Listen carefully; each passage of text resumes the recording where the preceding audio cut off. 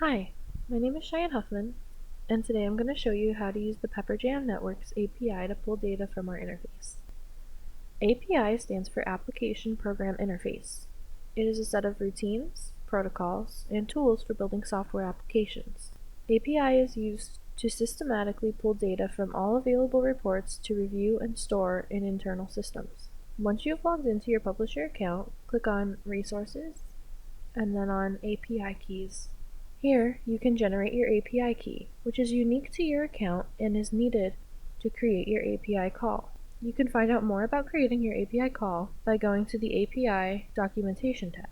You can find that by going to Resources and then clicking on API Documentation. If you have any other questions about the API key or documentation, please send us an email at publisher-support@pepperjam.com. Thanks for watching.